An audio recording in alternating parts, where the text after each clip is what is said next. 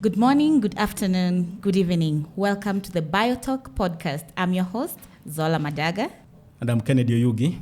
This is the BioTalk podcast. So, Kennedy, a little bit about BioTalk podcast. Yeah. We are here to talk about biotechnology in a lot of spheres. One, climate change. Two, we are here to talk about how biotechnology affects the environment, how it affects agriculture. What can you add?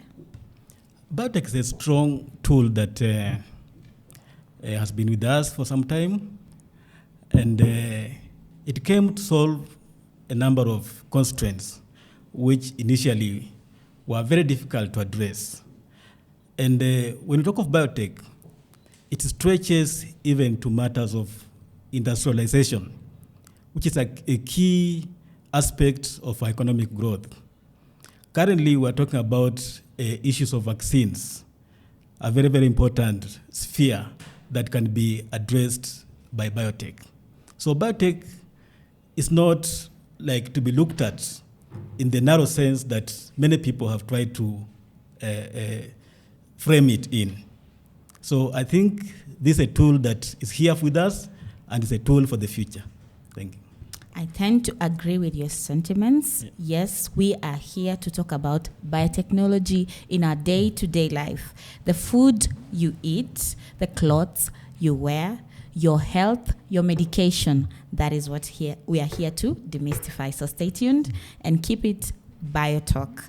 So today we are going to delve deep into a lot. But before that, I will introduce myself. I'm Zola Madaga, a project manager by profession, and I have worked in the agricultural industry for 7 years now. I am a science communicator, and that is how I find myself in the biotechnology space. Yeah, I like how diverse you are in terms of your understanding or approach to biotech. Myself, I'm an agricultural economist, and when somebody talks of agricultural economics, you may not see how it links to biotech. But the fact is, I've been relevantly in biotech since the year 2009. And basically, what my role has been is to touch the sensitive sphere of so what? To answer that question, why are you pursuing biotech? Is it relevant? How does it affect our different needs? Specifically, putting the economic value of the science out there. So far, a very interesting area to work in. Yeah. Yes, that is Kennedy for you. So I'm going to let you know where you can find us. Our social media handles, we are on Instagram, we are on Twitter, we are on Facebook, and we will be opening up more platforms as we continue. But find us on Twitter at all four Sci Kenya. Our handle on Twitter at all four Sci Kenya. Instagram, we are Kenya Alliance for Science. Facebook, our Facebook page, Alliance for Science Kenya. Alliance for Science Kenya on our platforms. That is us. Welcome to BioTalk. Delving into our topic for the day, the GMO ban lift in Kenya. Well, if you've been watching your telly, and if you've been keen with what has been happening since we got our new president, His Excellency William Samoei Ruto, we've been having the ban on GMOs for a decade now. Yeah. 10 good years, guys, 10 good years. There has been a ban on imports of GMOs and cultivation of GMOs in Kenya. And very recently, last week, on the 3rd of October, the cabinet secretaries came together and the ban was lifted. And here we are today to discuss the lifting of the ban and what this means for you and me. I think to bring the public to speed about the implications of this lifting of the ban Yeah. is first of all to look at what's this GMO? What is it all about? Yeah. Which kind of buzzword is this? Someone might be wondering, what is a GMO? Yeah. What does that mean? What is it? Something else from what we want to tell them? Yeah.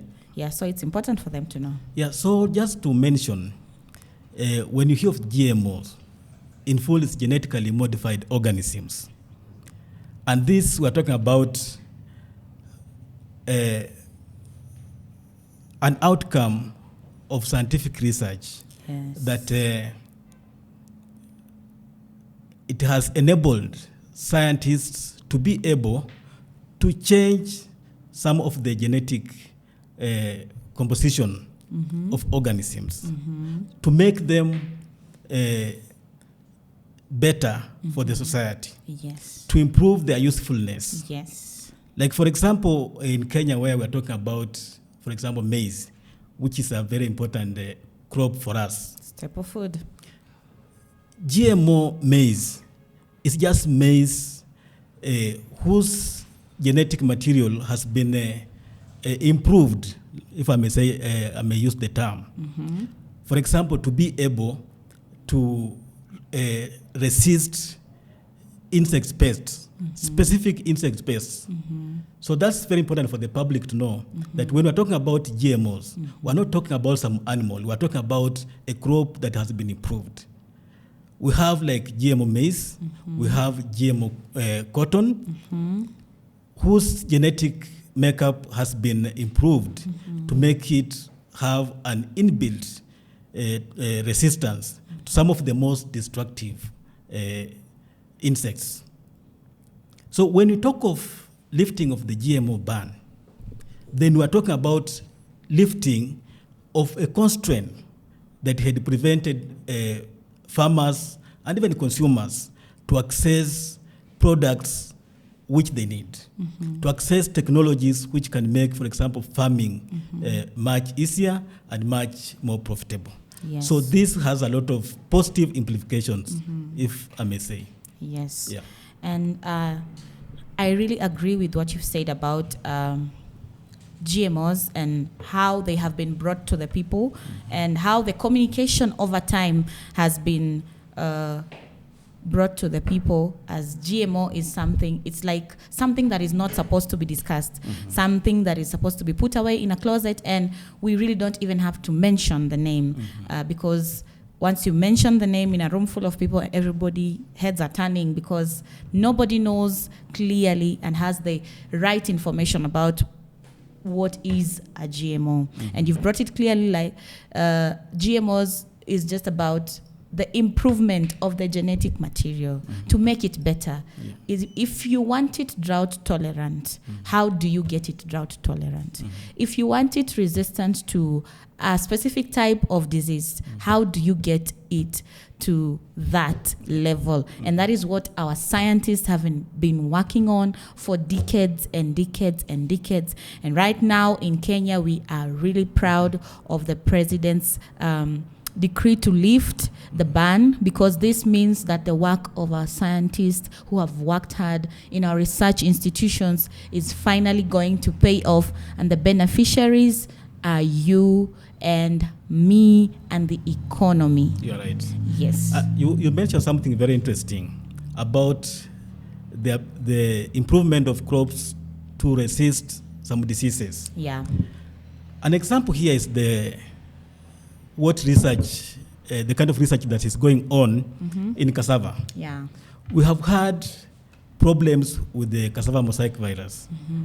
And it has been difficult for scientists to get cassava varieties which are resistant to such kind of diseases. But through genetic modification, scientists have been able to come up with products which say cassava varieties which can be able to resist such diseases.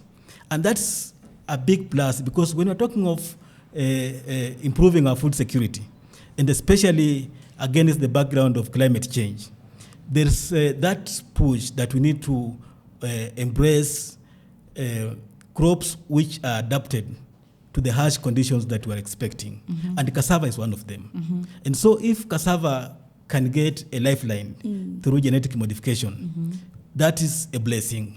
Not just to this country, to Africa as a whole, and I will say to the whole world.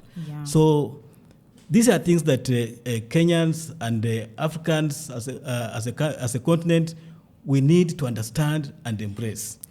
And it is my view that in our very small ways, our different ways, we need to embrace the technology and see how it can be delivered to the farmers who need it. Yes. Talking about the ban was imposed in 2012, I believe, in the month of November. Around there. So right now in 2022, this makes it a decade.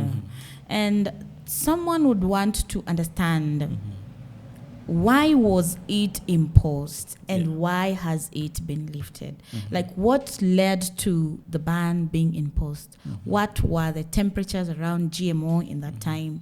And what really led our leadership at the moment to say, Kenya as a country, we do not want anything to do with GMOs? Maybe you can enlighten our audience. A very important discussion that you bring up. Most of the negative decisions that have been made about GMOs, not just here in Kenya, but across the world, has been mainly fueled by misinformation or a lack of adequate information, if I may say. And if you may remember, around 2012, we had some studies that were done, studies that by all measures were found not to have met the scientific thresholds. So it was on the basis of that kind of misinformation that several governments felt they needed to be more cautious and put some restrictions. And that's how Kenya found itself banning GMOs. But I think with the years of research and more credible information coming on board, that now informed the cabinet to lift the ban. And now that you've talked about misinformation, wow, misinformation has been a real problem to scientific innovations because you realize that scientific innovations are made based on the challenges that we are going through, be it research that leads to, how to cure diseases such as cancer, how to deal with HIV, how to deal with malaria. These are things that are ongoing, and we cannot say that since we have found a drug for malaria, we stop at that, because we know that viruses mutate. Same way with genetic modification. We need to keep improving. We need to keep finding new ways of making sure that we are coping with climate change. And a lot of research and a lot of hard work has been hampered from, excelling and reaching and solving problems because of misinformation. Because somebody wrote an article that was based on emotions, and people are big on emotions. So that has really affected the scientific sector, misinformation. And part of the reason why we are here as BioTalk is to also close the misinformation gap, or better yet, do away with misinformation in the topic of biotechnology, and get people to know that this technology is not about suppressing you. This technology is not about, removing the farmer out of the equation. This technology is for us. This technology is for us to be able to move forward and advance. Countries in Africa have been practicing, and they have been using biotechnology. They have been doing GMOs for quite some time. Take a look at South Africa. They have really advanced. They have been doing GMOs for quite a long time. And very recently, we found that more countries are warming up to the idea of GMOs and how it can solve the drought challenges that we are facing, how it can be able to boost the economy, how it can be able to revive industries that were, closed down, like cotton in Kenya. So Nigeria is really heads on, and with the recent approval of GM cowpea for cultivation. And here we are, Kenya also leading East Africa.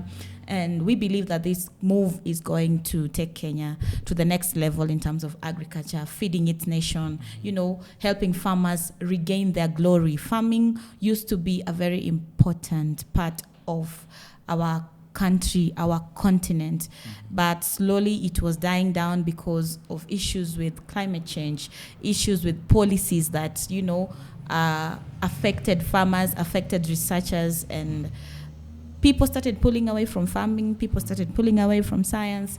But with this lift of the ban, I believe things are going to change. They will, and for good reasons, because we say Kenya is an agricultural country.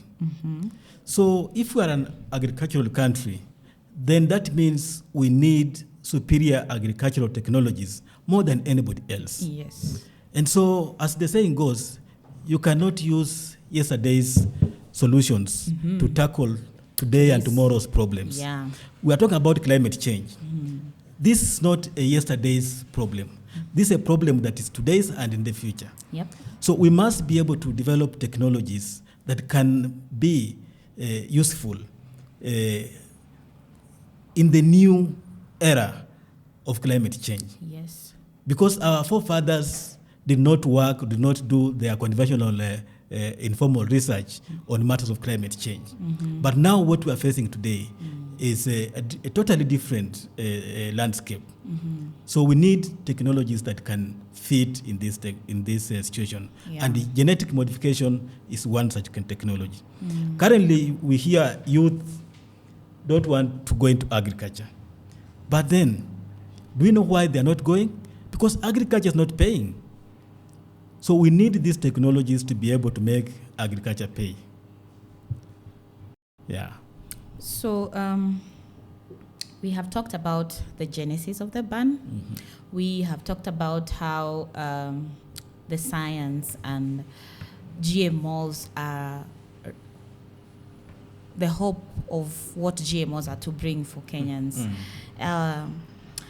I'd just like us to talk about the implications of the ban of GMOs in terms of, by the time the ban was being imposed, how, in my understanding, as a country, we were headed somewhere in terms of research, in terms of science, and we were really going for it. Yeah. But the ban really took us back some steps because we had a lot of value chains under research, and maybe you can help us with the details and the nitty-gritties of some of these value chains that are in the pipeline for GMOs. And we know that before say a crop or a value chain gets to the point of being commercialized and released to people for farming or on the shelves for feeding, there are a number of steps that the government has to make sure that whatever we are doing is safe, and whatever we are bringing to the people is also safe. Yeah.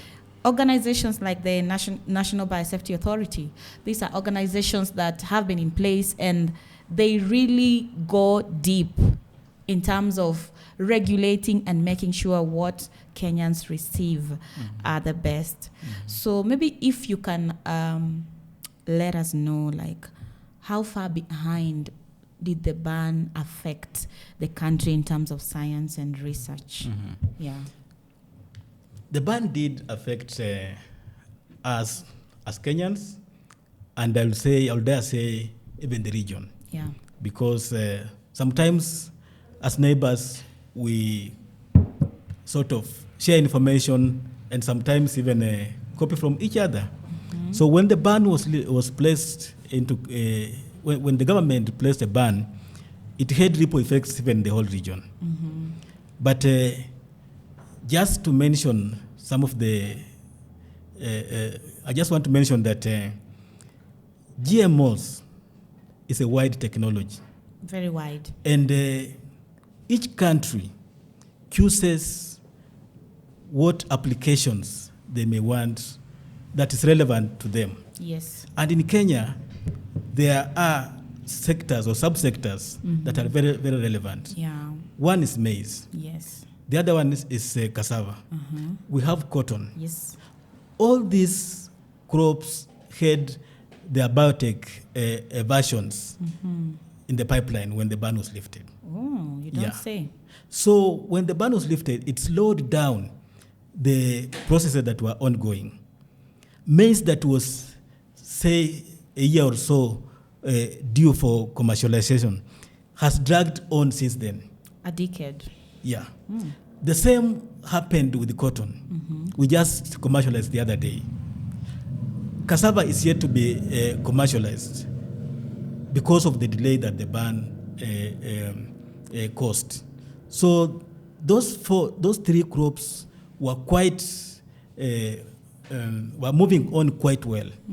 And I believe that if the ban had not been with us here for all those years, Kenya will be having a number of crops commercialized. So that's something that I think was unfortunate, and we are happy that the ban is now lifted. Yeah.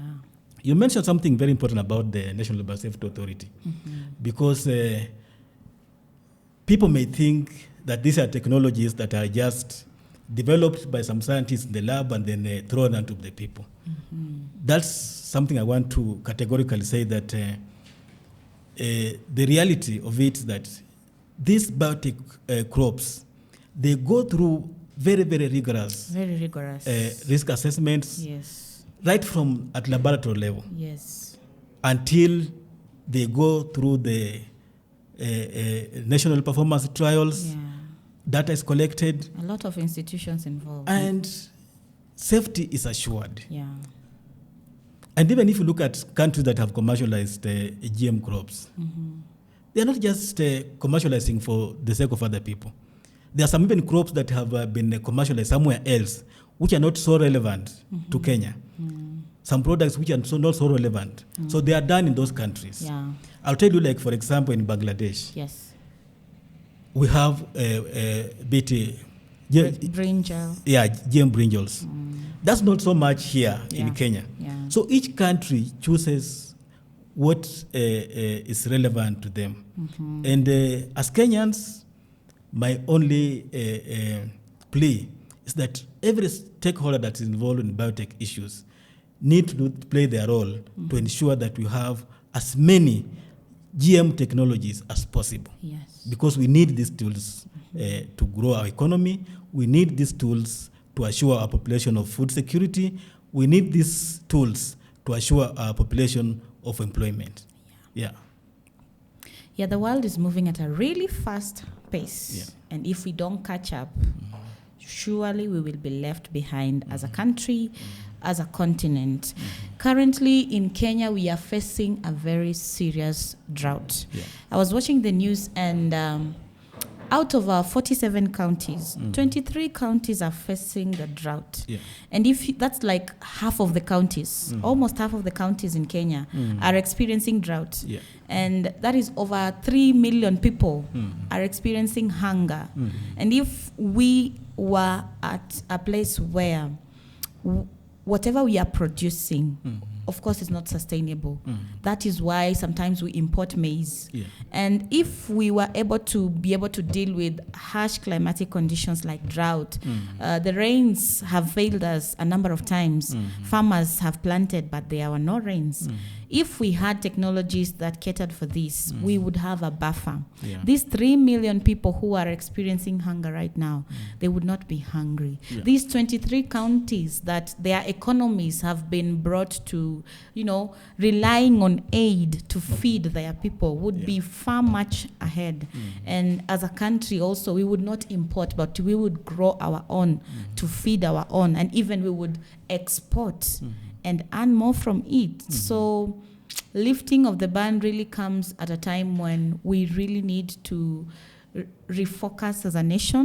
We really need to get the information out there, to get the people to understand that the decision that has been made to lift the ban, it is for us, not against us. And we need to embrace the decision and be willing to be teachable about this technology. Be willing not to just pick anything and everything that, you know, is being thrown on the media about the technology, but also read research for ourselves. And for farmers, try out, then say, my conventional maize and BT maize, I choose this because of this, not just to work from a point of the abyss. I am choosing it because somebody said so. Yeah. You talk about choice, which is an important thing, and maybe that will it will be important for the viewers to also get to have a feel of what are the specific pros and cons of this technology. Sure. One thing that I've liked so much about genetic modification is that it allows scientists to get important traits from one living organism to the other, which could not have happened in our conventional breeding. That's one strength that has opened up a whole world of possibilities. Like, as we know, plants which are of different species may not be able to exchange their genetic material conventionally. Yeah. But through genetic modification, we are able to get, say, a trait of disease resistance from one crop and be able to put it in a different one. Yeah. Which is something that we need to really celebrate, the power of science. Yes. Of course, as people say, what's this that has only the advantages and no disadvantages? Yeah. For me, what I think sometimes makes people concerned is the fact that biotech as a science requires heavy investment in terms of developing the products. Yeah, research. Yeah, so maybe not everybody may be involved in developing appropriate varieties. But I think that should not bar people from embracing the science. What we should look at is how do we access the superior technologies that have been developed. Yeah. And so sometimes I get worried when people want to confine farmers to using inferior products in the name of they will not be able to afford. Yeah. Instead of working on how can we ensure that farmers afford these superior technologies. Just the way we do with our hybrids. Yes. We know hybrids usually perform better. Yes. But they may be more costly than what you have saved as a farmer. So are we going to make sure that farmers don't access better technologies because they can't afford? Maybe we need to find a way, how can these better varieties be more accessible? And I think that way will be helping farmers instead of confining them into some cocoon of poverty because we don't want them to access improved varieties, which can give them better yields and even help to get them out of poverty. Yeah. You've talked about hybrid, and this brings me to the thought of change as a process. Yeah. When cell phones were being introduced, most people were reluctant to accept cell phones. Actually, those who owned cell phones were the few considered elite who would own. It was so expensive to own a cell phone by then, and most people associated cell phones to, radio waves that will cause cancer. I don't know, a lot of conspiracies and misinformation about cell phones. But right now, if you look at it, almost everyone owns a cell phone. Same case with the social media. when we were introducing the social media and the power of the media and how people and companies and institutions were moving from print and TV, now it is the social media. Change is always a process, and there are the early adopters, and they are always the late majority. But I don't think Kenya should be the late majority. I think we should strive as a nation to move forward, to catch up with technologies that are proven, they are tested, and the beauty of it is that our own scientists are the ones working on this. It's not something that has been brought by another to be imposed on us. Our own scientists are in the labs. Our own, research institutions have these crops grown for performance trials, where farmers can visit and be able to see what is the difference between a GM maize crop and a normal maize crop. What are the advantages that they stand to gain from growing GM crops and the normal seed that they have been having. The same case to hybrid seed. When hybrid seed was being introduced, there was an uproar. Farmers were like, we are used to our own seed, we can replant. But this hybrid seed cannot be replanted. It's too expensive. But with time, they saw the benefit. Growing hybrid seed versus growing their normal seed that loses vigor with every planting. And right now, farmers are doing hybrid seed. They're doing hybrid seed in maize, they're doing hybrid seed in rice. And I believe that adding GMO to that tool of choice to the farmers is the best move for us as a country right now, because we are able to move forward from based on our own choice and based on the fact that we have tested it, we have tried it, and we want to grow it as a nation, as a people. So my call is for those who are putting out messages of, emotional kind of reactions to be able to bar people from experiencing this technology based on their own selfish gains or based on hearsay. It is better for us as a nation to do, since the ban has been lifted, let us test it. Let us do it. Let us try it. And from what we get to experience, then we can be able to say, we did it, and we are here to say we are for it. We did it, and we are here to say this strain or this modification does not fit our tropic, does not fit our climate. Yeah.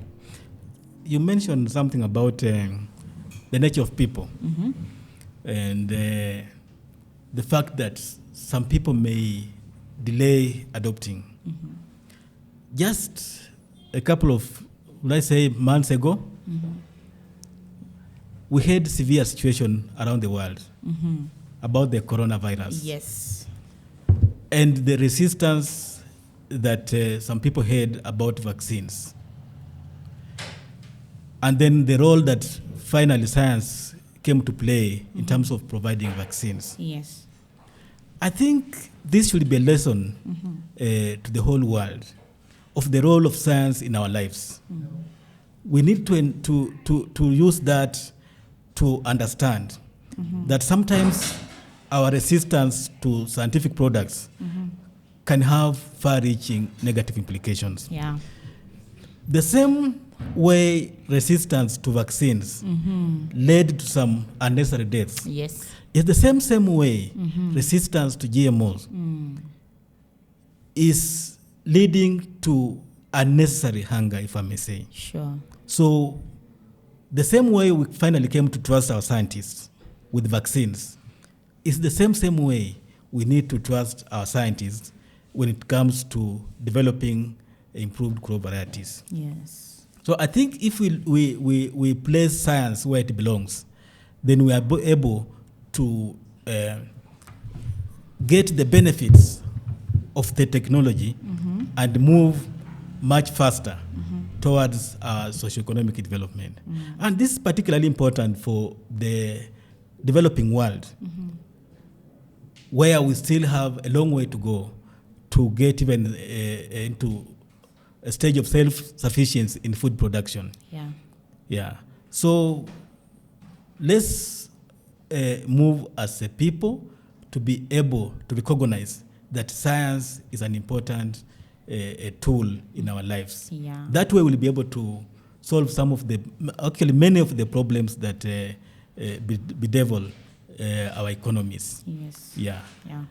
So as we conclude, we have really shared some really good nuggets on GMOs. I believe now you know why the ban, when it was enacted, and why we have lifted the ban right now, and what this means for us as a country, what it means for you as a farmer, what it means for you as a grocer, what it means for you as someone who is in the textile industry, and what it means for you who is conscious about the environment.